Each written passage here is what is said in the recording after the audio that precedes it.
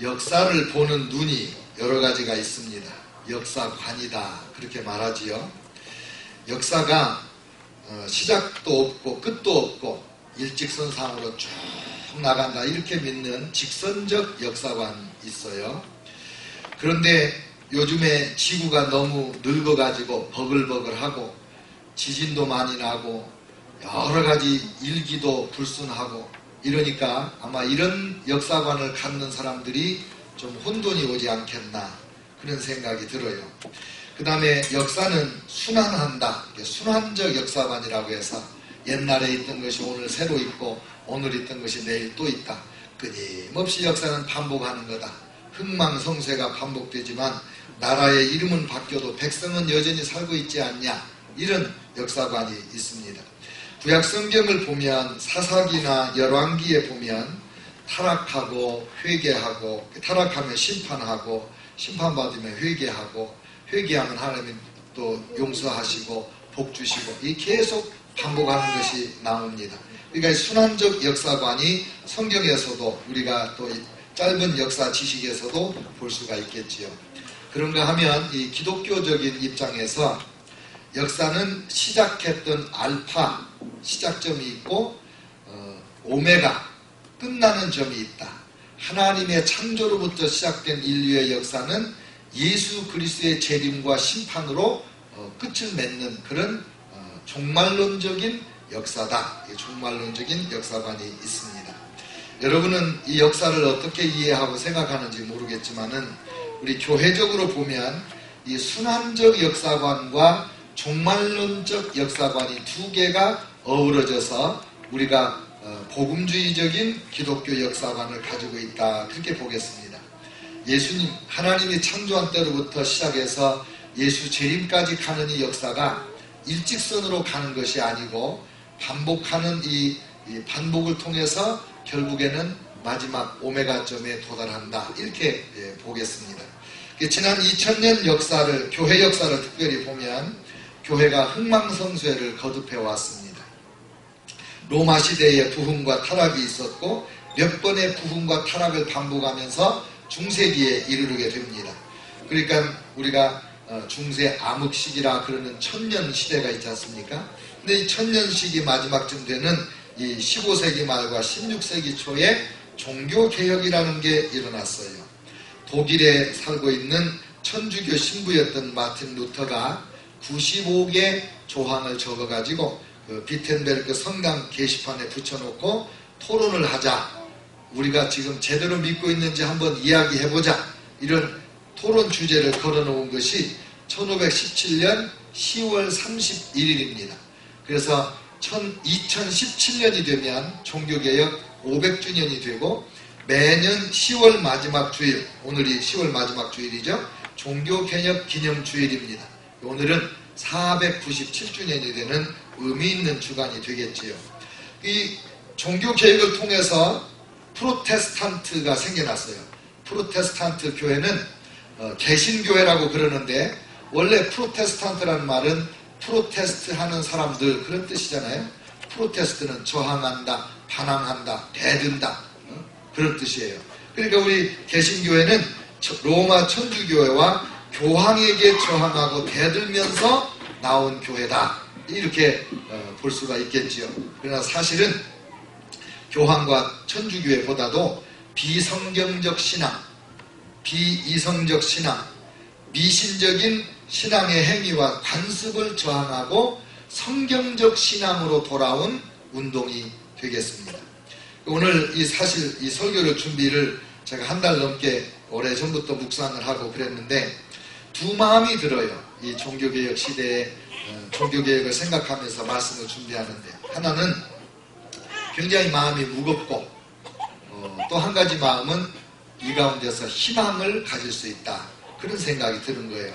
마음이 무거운 이유는 뭐냐면 마틴 루터가 종교개혁을 하던 그 16세기 유럽의 상황과 오늘날 미국과 한국의 교회 이 정치적인 종교적인 상황이 너무나 흡사합니다. 여러분 교회가 싸우는 소리 많이 듣죠? 그때 그랬어요. 교회가 타락했다. 목사님들이 바람났다, 장로님들이 뭐 바람났다, 사기를 쳤다, 그런 이야기 많이 듣죠? 그때 그랬어요. 심지어 교황도 타락해서 교황이 첩을 두고 자녀를 여러 명 낳고 신부님들이 첩을 두고 너무너무 문란했습니다. 어떤 목사님이 교회를 팔아먹었다 이러고 그런 얘기도 들었죠. 그때 당시에 돈만 주면 일자 무식도 다 신부님이 되고 또 이 교구 목사님 신부가 돼가지고 재산을 차지하고 엉망진창이었는데 오늘날과 그때가 너무나 흡사합니다. 그래서 절망감을 느끼는 거예요. 그러나 한편으로는 하나님께서 중세시대에 이 괘씸한 놈들 1000년 동안이나 교회 중심으로 살아보라고 했더니 이렇게 타락했어? 너희들 한번 혼나봐라. 하나님이 뒷짐지고 바라보고 있다가 혼내가지고 심판을 해서 다 진멸해버리셨는가? 그러지 않잖아요. 오히려 그때 마틴 루터라고 하는 한 젊은 34살짜리 신부님을 일으켜서 성경으로 돌아가는 개혁의 새 역사를 이루시지 않았습니까? 그러니까 우리도 이 시대가 지금 어두운 시대고 절망적인 시대이기는 하지만은 이때 우리가 바르게 잘만 살면 마틴 루터와 같이, 그리고 마틴 루터와 함께 하나님의 말씀 신앙으로 돌아왔던 그 위대한 하나님의 무명의 용사들과 같이 우리도 그렇게 쓰임받을 수 있는 기회가 있지 않을까, 이런 희망을 갖게 되는 거죠. 중세시대의 타락상을 조금 더 설명을 드리면, 이 천주교회는 지금도 마찬가지지만 교황, 무오설 이런 걸 믿어요. 교황은 절대로 잘못하지 않는다는 거예요. 그런데 이 중세시대에 어떤 때가 있었냐면, 방금 말씀드린 것처럼 교황들이 성적으로 타락하고 재산을 많이 축제를 하고, 그리고 동시에 교황이 3명인 때가 있었어요. 서로 자기가 진짜 교황이라고 그랬어요. 교황청이 로마에 있어야 되는데 프랑스 아비뇽으로 교황청이 이사를 가가지고 70년 동안이나 교황청이 아비뇽에 있었어요. 그래서 교황청의 바벨론 포로기다. 이스라엘 백성이 바벨론에 70년 포로 생활했잖아요. 그렇게 말하기도 하고 엉망진창이고. 그런데 이 욕심이 한이 없지 않습니까? 이때 당시에 제일 심각한 문제가 뭐냐면 면죄부라는 걸 파는 거예요. 옛날에 우리 한국에서도 어떤 그 이단 교파가 나와가지고 천국표를 팔아먹었잖아요. 그것만 사면 천국 가는 거예요. 그런데 이 면죄부라는 게 뭐냐면, 신부님에게 이제 고해성사를 해요.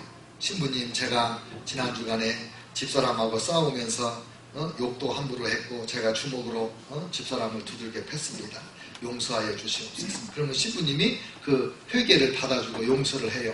그러나 그 죄책감을 씻어버리기 위해서는 네가 오늘 저녁부터 매일 밤 부인의 발을 10번을 씻어줘라든지, 아니면 동네 골목을 한 30분씩 매일 씻으를 하든지, 뭐 이런 그 보속 행위를 하라고 신부님이 얘기를 해주는 거예요. 근데 그렇게 일일이 하자니 그게 힘들잖아요. 대신 그러면 그거 하지 말고 면죄부를 사거라.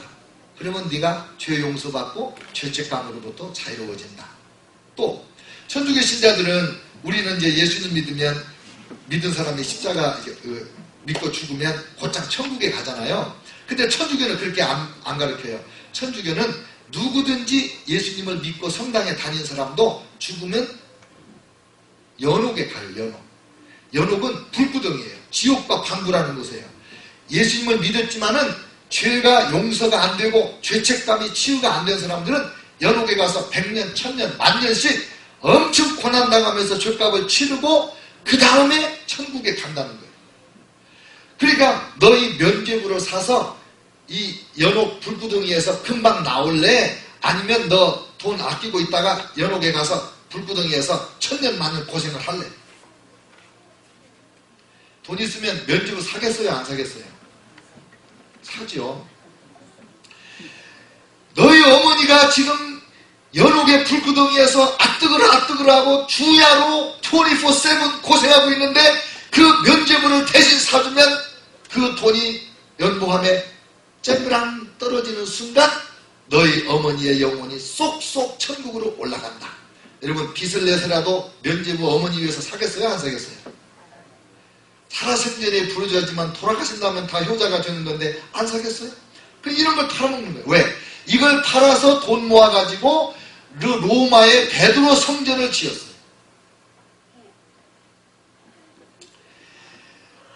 성도들이 하나님 말씀대로 바르게 살고 거룩하게 살려고 하는데 힘써야 되는데, 거룩하게 살려고는 하지 않고 죄는 쉽게 없애버리고 싶고, 그래서 면죄부를 파는 사람이나 사는 사람이나 그냥 짝짝꿍 해가지고 그런 엉터리 같은 신앙생활을 하던 때입니다.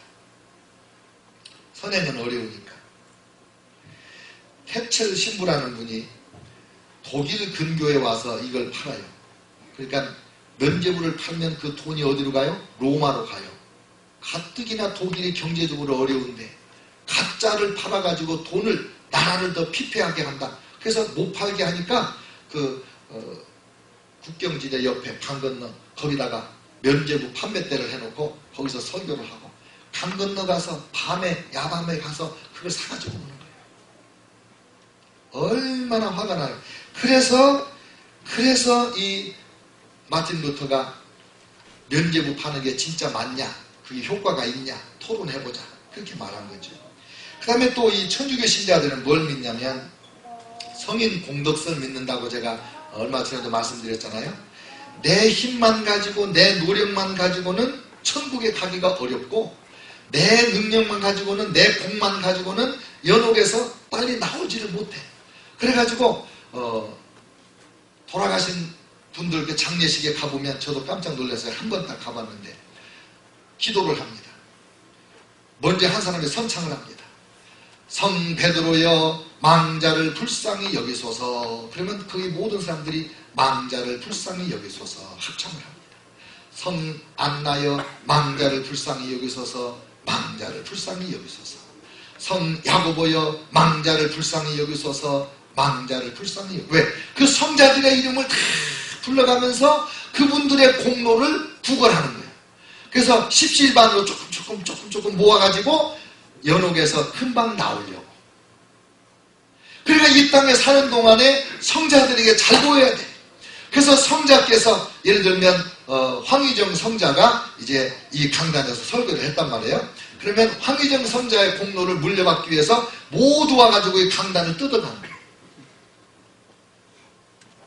예수님이 십자가에 못 박혀 달려 돌아가셨다고 그 십자가, 예수님 못 박힌 십자가 나무를 사람들이 사서 모았대요. 근데 그 모아놓은 십자가 나무가 유럽에서만도 십자가를 수백 개, 수천 개 만들 만큼 나무가 많아졌대. 기적이 일어나서 그게 오병이어 기적같이 나무가 그렇게 됐는지 아니면 가짜를 샀는지 하여간 여러분 생각해 보세요. 왜냐하면 그렇게라도 해서 콩을 쌓아야, 내가 긁어 모아야 연옥에서 빨리 나오고 천국에 빨리 가니까. 제가 1990년도에 인도 마드라스에 갔더니 성도마, 예수님의 그 제자 도마가 마드라스에 인도에 가서 선교했다고 그래요. 거기에 성도마 성당이 있더라고요. 언덕 높은 곳에 성전이 있으니까는 아주 뭐 도시가 싹 한눈에 내려다 보이는데, 거기 성전을 돌아보는데 이렇게 줄을 이렇게 쳐놔가지고 더 못 들어가게 하는 데가 있어요. 그래서 여기 왜 그러냐 그러니까 옆에 이렇게 영어로 써 있더라고요. 그 안에 동그랗게 저 시계같이 되어 있는데 이게 손잡이같이 마드로스 그 키같이 그렇게 해가지고 예쁘게 해서 걸어놨어요. 저게 뭐냐 그러니까 저기에 성도마 사도의 손가락 뼈가 하나 들어있네. 그걸 가까이 못 가게 하는 거예요.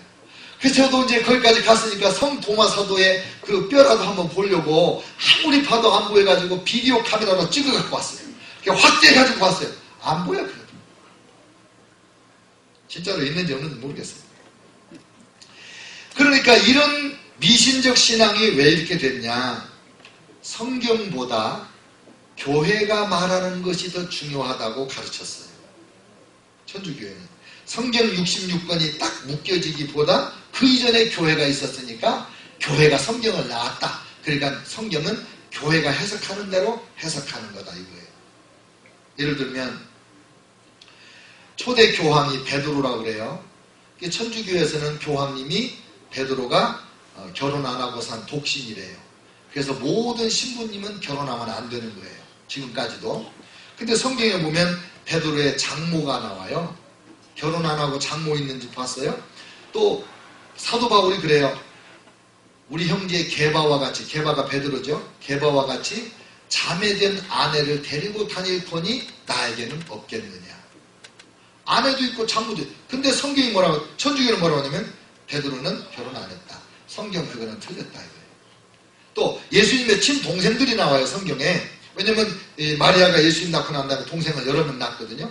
근데 천주교에서는 마리아는 예수님 낳고 수절하고 살다가 승천했기 때문에 동생이 없다. 성경에 나오면 이분 누구예요? 사촌 동생이지. 천주교가 해석하는 것이 성경에 나와 있는 것보다 더 정통하다. 구원의를 교회에다가 둔다 이 말이에요. 그러다 보니까 성경이 없어요. 그때는 1450년에 구텐베르크가 금속 활자를 만들었는데 그때 유럽의 책이, 유럽에 있는 책 전체가 3만 권이라는 역사적인 연구 결과가 있어요. 근데 50년 지나서 1500년이 되니까 900만 권이라든가 뭐 하여간 수백만 권 책이 돼. 왜? 금속 활자로 막 책을 찍어내니까. 그래서 문예 부흥이 일어나고 산업혁명이 일어난 거예요. 금속 활자로 이 지식이 막 퍼져나가니까. 그래서 이제 성경도 그 히브리어, 헬라어, 라틴어 이런 라틴어 성경을 봤거든요. 그러니까 성경을 모르는 시대입니다. 모르는 시대. 얼마나 성경이 없냐면 신부님도 성경 한 권이 없어요.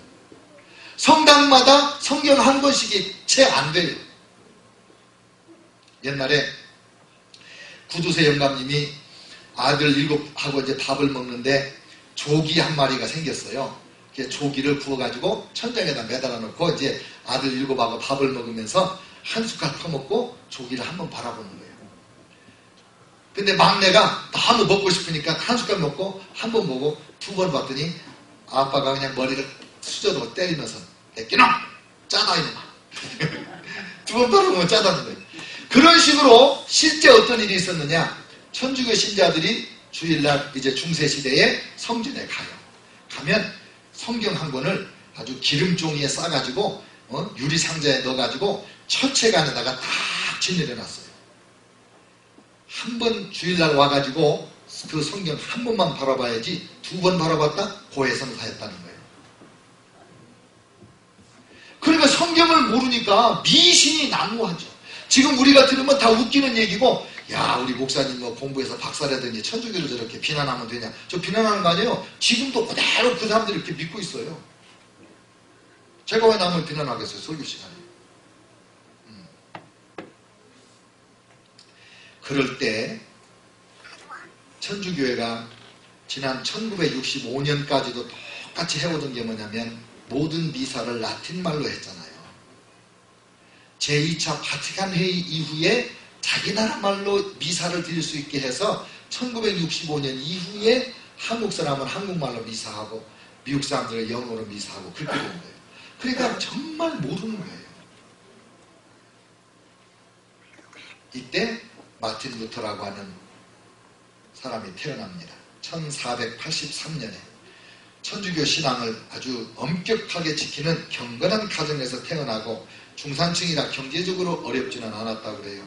그런데 아버지는 교회의 타락을 용납하지 않는 대쪽 같은 아버지였고 그 아들 루터가 태어난 거예요. 마틴 루터가. 아버지 뜻대로 자기가 원치 않지만 변호사가 되기 위하여 대학에 가서 학사와 석사를 공부하고 이제 법률 공부를 하는 중에 어떤 책에 보면 가다가 벼락을 맞았는데 옆에 있는 친구가 벼락 맞아 즉사했다는 말도 있어요. 이 벼락이 딱 떨어져서 두려움에 사로잡힌 루터가 땅에 바싹 엎드리면서 뭐라고 했냐면 성 안나여 수도사가 되겠습니다. 이렇게 서원을 하는 거예요. 성 안나가 누구냐면 성모 마리아의 어머니예요. 그래서 성모 마리아 어머니를 그때 숭배하고 성자로 그에게 서원을 하고 이러는 때예요. 그러니까 그 성자 숭배가 아주 전형적인 모델로 나타나는 것 아니겠어요?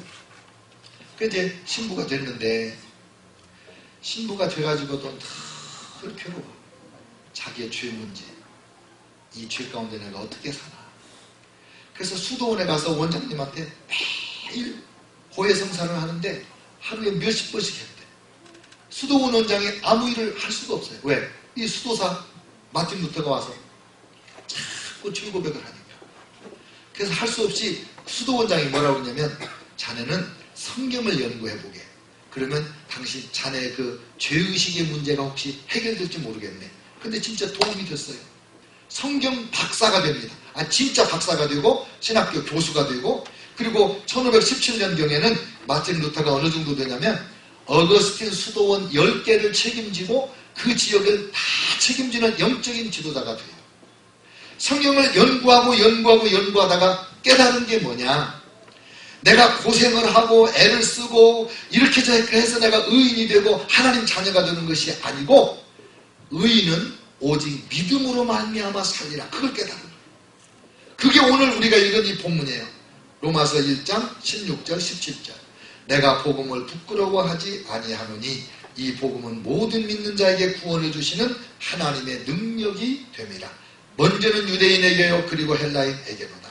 복음에는 하나님의 의가 나타나서 믿음으로 믿음에 이르게 하나니 기록된 바 오직 의인은 믿음으로 말미암아 살리라 함과 같으니라.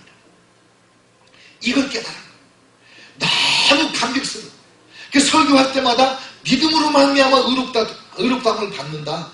믿음이면 된다. 충분하다. 그 선행이 필요한 것이 아니다. 믿어서 구원받은 사람이 선행을 하는 거지 구원받기 위해서 선행이 필요한 것이 아니다. 이걸 설교를 하고 막 가르치는데 이 면죄부 사건이 터진 거예요. 그래서 그걸 토론해보자 라고 써붙이고 종교개혁이 시작되는 거죠. 그리고 성경을 번역을 했어요. 독일말로. 그래서 독일말로 번역한 그 성경이 지금까지도 독일어 성경의 가장 훌륭한 번역이고, 그 번역한 독일어가 고지 독일어라고 그러는데 그게 독일의 표준어가 됐어요. 오늘 우리와 함께 예배드리기 위해서 오신 이범준 목사님은 평생의 역작으로 목사님이 직접 헬라어 히브리어에서 성경을 번역하셨어요. 그래서 저한테 존경하는 황희정 목사님 번역한 사람이 드립니다. 국제 성서의 집에서 이범준 목사 이렇게 성경을 번역하십니다.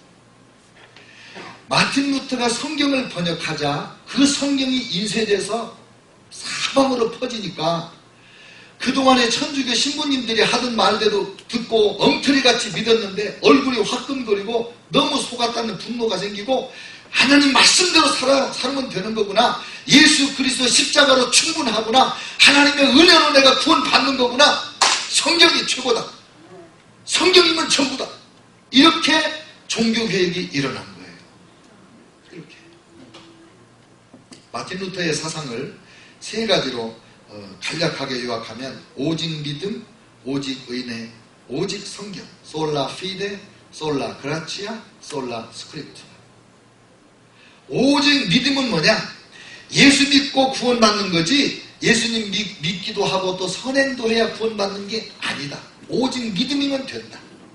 오직 은혜다. 하나님의 은혜로 공짜로 구원받은 거지 성인들의 공적을 구걸해가지고 하나님의 은혜다가 덧붙여서 구원 아니다. 하나님의 은혜만으로 구원받는다.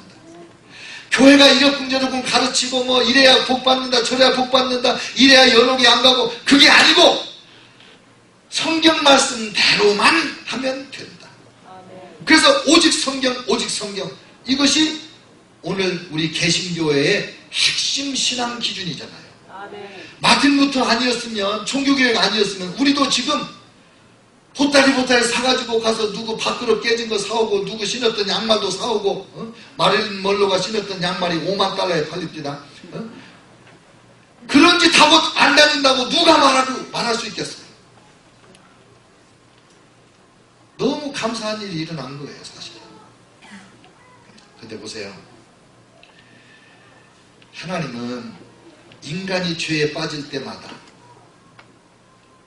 그 죄 가운데 있는 사람 중에 한 사람 의인을 불러서 구원하시는 거예요. 온 세상이 죄에 빠지니까 하나님께서 노아를 불러내시고 노아에게 명령하시고 물로 홍수로 심판할 때 노아와 그 가족 8명만 구원해서 새로운 인류의 역사를 시작하셨습니다.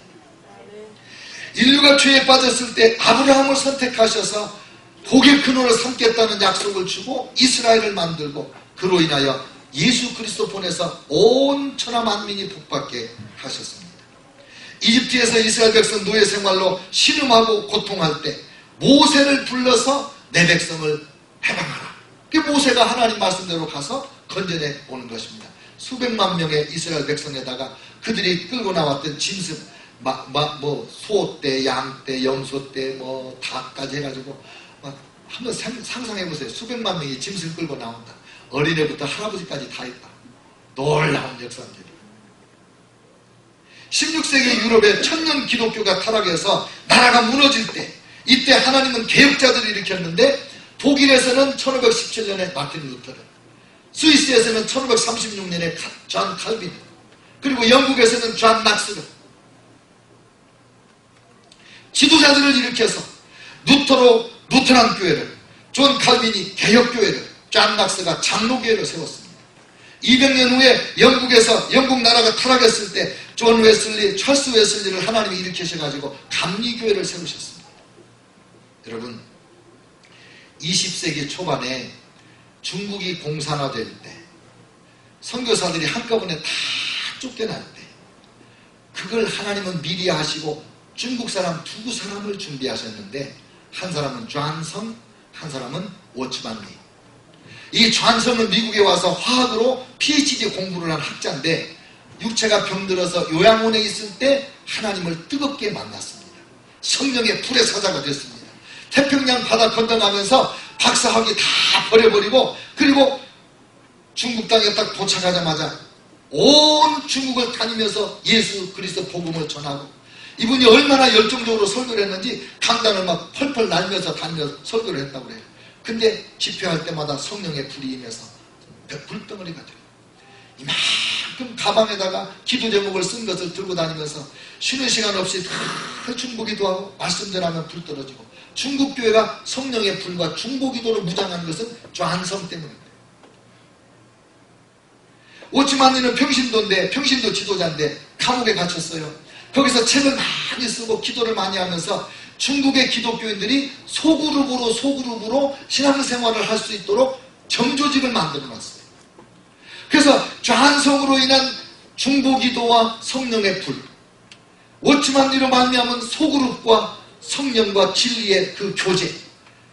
여러분, 공산화된 중국이 문을 딱 열어보니까 신자가 5천만 명이에요. 500만 명에서 5천만 명으로 늘었어요. 선교사님들이 수천 명이 그렇게 고생해도 안 늘던 그 교회가 공산화돼서 다 문 닫은 줄 알았더니 더 크게 성장하고 부흥한 거예요. 여러분, 신기하죠? 이 지도자들의 특징이 뭐냐면요, 참 놀라워요. 노아는 내가 물로 세상을 심판할 테니까 너 방주 만들어라. 그 말씀 한마디를 120년 동안 붙잡고 산에다가 방주를 만들어요. 말씀을 붙잡아. 아브라함은 본토 친척 아비 집을 떠나가라. 내가 너에게 복 줘서 복의 근원을 삼아주마. 그 말씀 하나 붙잡고 어디로 가는지도 모르고 가. 제가 선교구에서 일할 때 정말 가슴 아팠던 게 뭐냐면, 지금은 선교사님들이 이제 6개월간 집단 훈련을 받고 나면 선교지 탐방을 합니다. 몇 나라를 한 달, 2달 동안 돌아다녀보고 자기가 갈 나라를 가서 다 돌아보고 옵니다. 근데 1990년에 우리 교단 선교사님들이 선교지에 나가는데 한 번도 가보지 않은 나라에, 아무도 모르는 나라에 그냥 비행기 표권을 가지고 어린애들 데리고 그냥 날아갑니다. 아브라함이 그렇게 갔단 말이에요. 그 옛날에 말씀 하나 붙잡고, 모세 지팡이 하나 붙잡고 가는데 하나님께서 말씀하신 대로 내가 너와 함께한다. 그 말씀 붙잡고 가요. 루터, 칼빈, 존 낙스 모두 성경 박사입니다. 진짜 성경 박사입니다. 존 웨슬리, 찰스 웨슬리, 영국에서 18세기에 하나님의 말씀대로 설교하여 부흥을 일으킨 사람들입니다. 존성, 말씀의 사람이고, 워치만리, 말씀의 사람이고, 기도의 사람이고, 성령의 사람이고. 공통점이 뭐예요? 말씀의 사람. 오직 성경으로, 오직 성경으로 믿으니까 오직 믿음으로 구원받는구나. 오직 은혜로 구원받는구나. 그러니까 솔라 스크립트라, 오직 성경이라는 이 개신교 신앙의 그 핵심 기본이 그렇게 중요한 거예요. 그러니까 우리 목사님도 긴 세월 연구해서 성경을 번역하셨을 테고, 우리 둘로스교회 신자도 성경 읽으라 소리 많이 듣고, 정말 성경도 안 읽으면 집사도 아닌 것 같이 취급당하고 그러는데, 그래도 여러분 잘 온 거예요. 둘로스교회 교인된 건 복인 거예요. 네? 여러분, 하나님의 말씀이 왜 이렇게 우리에게 중요하냐 이거예요. 여러분, 우리 한국교회가요 신기한 교회입니다. 짧은 기간에 폭발적으로 성장도 했지만은 어쩌면 어느 나라보다도 이렇게 선교사를 많이 보내고 선교에 열정 있는 나라가 됐냐 이거예요. 미국이 한 5만 명, 우리 한국이 2만 5천 명 선교사 보냈는데 숫자는 우리가 반절이잖아요. 교회는요 미국이 한국의 10배예요. 그러니까 몇 명 교인이 선교사 한 가정 보내냐? 한국이 세계 1등입니다. 어쩌면 이렇게 열정이 나왔냐? 어디서 이런 게 일어났냐? 한국교회의 역사적 배경이 매우 특별해요. 한국에 처음 들어오는 선교사님들이 중국과 일본을 통해서 오시는데 한국말 성경을 갖고 들어와요. 중국에서 중국 선교로 왔던 로스라는 선교사님은 중국에서 장사하는 사람들, 중국에 와서 그 공문으로 온 한국 사람들하고 교제하면서 한국말 배워가지고 로스 한글 성경이라고 성경을 번역해 놨어요. 그래서 그거 가지고 들어와서 선교합니다. 언더우드 아펜셀러, 일본을 통해서 이렇게 한국에 들어오시거든요. 1884년. 근데 그분들이 이수정이라는 분이 일본에 가서 한국말 성경을 번역해 놓은 것을 그걸 가지고 들어와요. 한국에 복음이 전해지기 전에, 선교사님이 한 명도 들어오기 전에 중국과 일본에서 한국 성경이 이미 번역이 됐어요. 세계 역사에 이런 일이 없어요. 한국교회는요 또 초기에 열심히 예수 믿고 구원받은 사람들에게 세례를 줘야 되는데 세례를 안 줘. 왜? 한글 배워서 성경 읽을 줄 알아야 세례 준다는 거예요. 그리고 우리 한국교회는 특이하게 말씀 중심, 성경 중심 교회예요. 그리고 권서인이라는 게 있었어요. 초대교회 우리 한국에. 권서인이 뭐냐면 성경을 이렇게 마태복음, 마가복음 이렇게 이제 처음에는 쪽복음으로 인쇄했을 거 아니에요. 근데 그런 걸 들고 다니면서 나눠주면서 권하면서 전도하는 사람이 권서인이에요. 그런 거 없었어요. 딴 데는. 그래서 한국교회가 성경적 기독교로 성경적 신앙으로 폭발적 성장도 했고 성경대로 믿다 보니까 세계적으로 복음을 전하는 이런 나라가, 이런 교회가 된 거예요. 지금 엄청 타락했어요. 엄청 부끄러워요. 예수 믿는 사람이라는 거 어디 가서는 내가 목사라는 말하기가 정말 주저되는 그런 상황이 지금 왔어요. 근데 이때 우리에게 희망이 뭡니까? 하나님은 지금도 루터와 같이, 칼빈과 같이, 좌안성이나 워치만리와 같이 그런 하나님의 말씀에 사로잡힌 사람을 찾고 계신 거예요. 하나님이 눈에 쌍불을 켜고 누가 전심으로 하나님의 말씀을 붙잡고 사나? 누가 전심으로 하나님께 순종하고 있나? 누가 이 말씀을 붙잡고 몸부림치면서 통에 자복하고 회개하고 하나님 앞에 거룩함을 사모하고 있나? 그런 사람 찾으시는 거예요.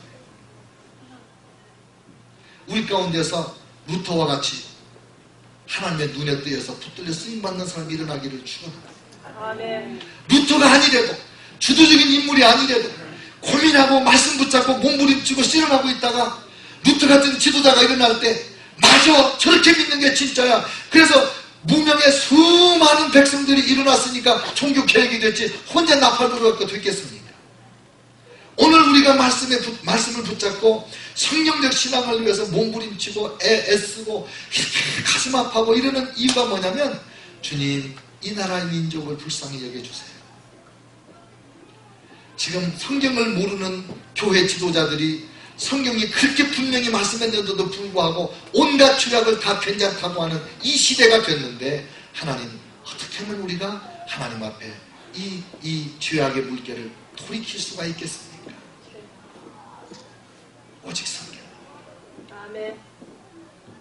오직 성경대로 믿고 성경대로 살다 보면 세상에 하나님의 무서운 심판이 와도 아멘. 그 성경대로 사는 사람은 다 구원받게 됩니다. 아멘. 그러나 심판 이전에 성경대로 사는 우리가 하나님 앞에 붙들리면 마틴 루터와 같이 부흥의 주역들과 같이 그렇게 쓰임받는 기적이 일어나게 될 것입니다. 아멘. 제가 어제까지 금년에 연대기 성경으로 성경 일독을 마쳤지 않습니까?